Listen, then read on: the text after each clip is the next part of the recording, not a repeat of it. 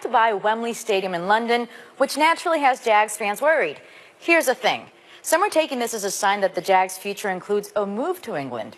In response to all this, Khan released a statement saying the following, quote, "Today's news changes none of what we envision for the long-term promise for the Jags here in Jax, and it changes nothing as to the goals we have for your downtown. If anything, today's news is the embodiment of the ethos we adopted several years ago of being proud, bold, and committed."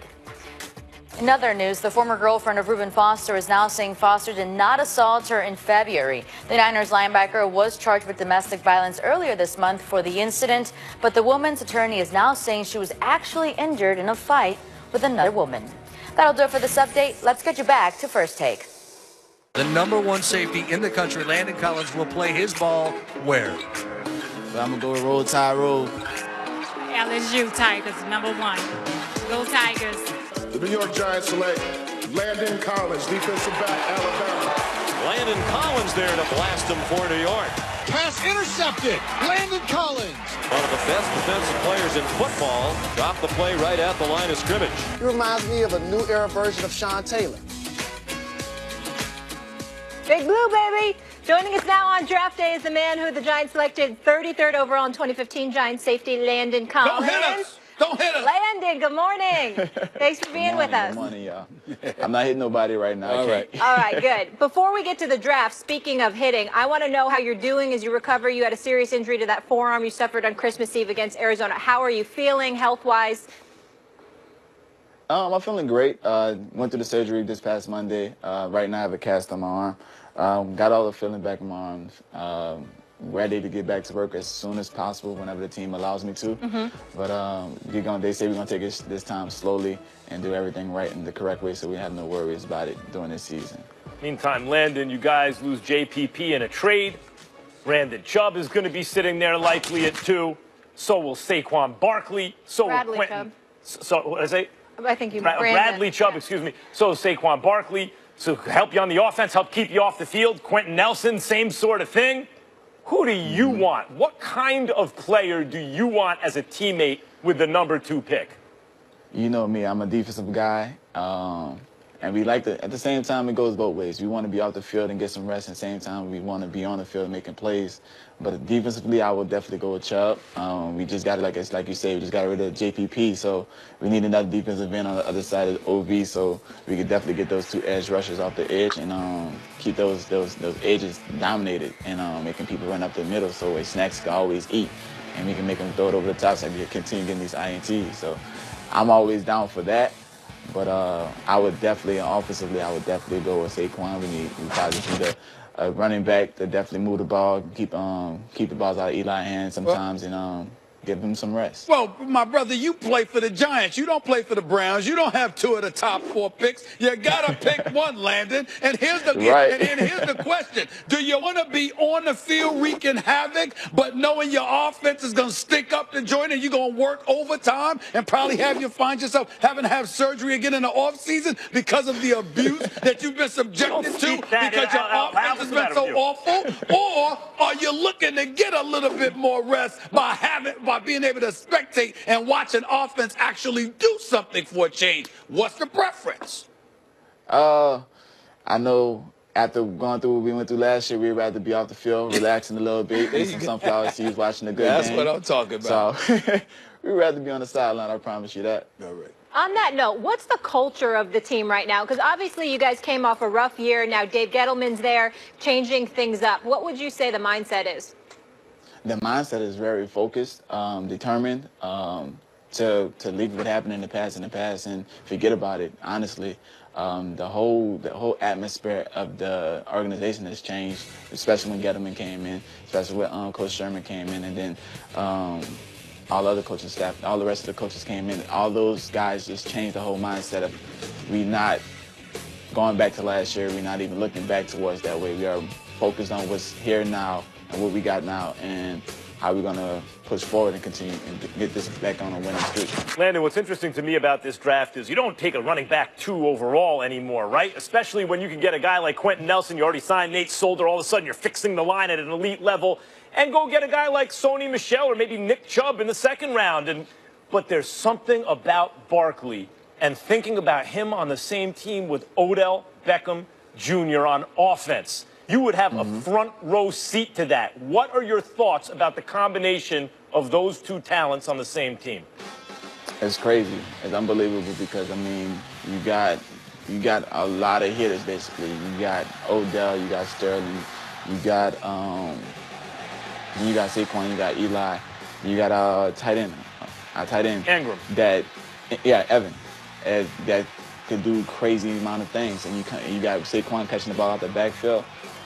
I don't know how you can stop an offense like that. So it'd be crazy. Well, so I don't know what I'd be. I know I'd just be on the sideline eating popcorn for sure. Well, you gotta have some assistance in the secondary because you can only do but so much. Landon Collins. My question to you is, how's Eli? And I ain't talking about your quarterback. I'm talking about Eli Apple. We know. I want to know about the quarterback too. What about him? How's he doing? My brother doing good, man. All right. He's back on the right wing. He's got his head on back on right, strong. Yeah. He's very motivated.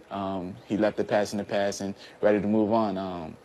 Me, Jack Rabbit, the guys that was with him last year, definitely took him back under that wing because, I mean, at the end of the day, man, he's on our team. He's our brotherhood. He's going to be one of our starting cornerbacks, and we need him. We need him to come day in and day out and play great great defense. By the way, you didn't have to admit to the public. I'll admit it for him. Y'all, he's very, very happy that Ben McAdoo's gone. Go ahead, Bob. Go ahead.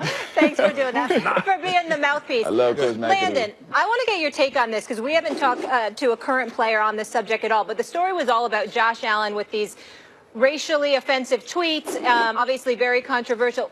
How would it be in the locker room if you had a guy who put these out when he was 15 or 16 years old? Dang. I don't know. If I knew a guy to say those things, he had to felt that kind of way at some point in his life. But I mean, you grow up and you get out of those ways, and you move on. We probably have to talk and have to have an understanding of what's going on, what his mindset been, or why. I mean, it's something that always triggers that emotion. So that's how far I would go with that. Do you think people would maybe be looking at him a little bit sideways until he explained himself? Yeah, he would have to explain himself of why he did that. Because, I mean, at the end of the day, people are going to continue looking at you sideways or turn their shoulder. I can feel that, but I guess the question would be, if you're 15, 16 years of age, if you're growing up in a culture where, at least for teenagers, regardless of what color you are, because of hip-hop and everything else, people think that it's all right to just say stuff like that to one another or to anybody else. How do you sit up there and look at it from that perspective? It's society, honestly. They're making it seem that way, that you could do those things and publicly and think it's publicly okay. And it's not, because, I mean, at the end of the day, you could say those things on Twitter or Facebook or whatever you said it on, but if you say it in front of the actual person that's taking offense to it, it's a different mindset then, you know? Landon, his actual explanation to Stephen A. Smith last night on the phone was that he was referencing at the time popular culture, and he sent Stephen A. Like evidence, online. Look, this was taken from this. I think it was Modern Family, where he said, if it ain't white, it ain't right, meaning he meant it in a funny way. And when he dropped the N-bomb, it was Rick Ross quote, meaning he listens to hip hop and he's quoting Rick Ross. Does that change it for you in terms of his intention or where his heart is, or would you still look at him sideways in the locker room? In the locker room, it depends. I mean, you listen to the music. When you vibe in the music, kind of anything goes. Related to the show, same thing, vice versa. Anything goes. But I mean, if he's saying it with aggression towards meaning, like you could definitely tell when you're meaning it, or you're just saying it. So in other words, his intention is important. Where his heart is important to you. Correct. Right. So Stephen A., if you accept the excuse he gave Stephen A. or the explanation he gave Stephen A., then he checks out in the locker room. Do you think that everyone would adopt that position? Or do you think there would be an element in the locker room who's like, I don't want to hear it, he did this, I'm not dealing with him? Not everyone. Everyone is different. Everyone has their opinion about it, and then everybody has their own mindset of how a person used the statement. Yep. Oh, yeah, appreciate your authenticity there. I want to ask you real quick before we let you go about OBJ. Obviously, a lot of drama with him. Is he going to be with the team? Is he going to be with the Rams, et cetera? How has that impacted the team? And has it been a positive or a negative for you guys? I don't think it impacted the team as much because it means OBJ is always something around his name, always this, that, or whatever. But I mean, he's been in the facility. He's here. He's been here for OTAs. These voluntary OTAs now, so he's there.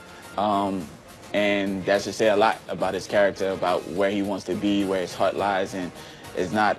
I mean, of course, we all want to get paid, but it's at the same time we love what we do. We want to be where we are loved at, and he's loved here. All right. Landon, good stuff. It's Go good Blue. to see you, bro. You look, I don't know how the hell you got the forearm injury, and you look bigger. You look like you've been in the gym lifting, even though you got a problem with your forearm.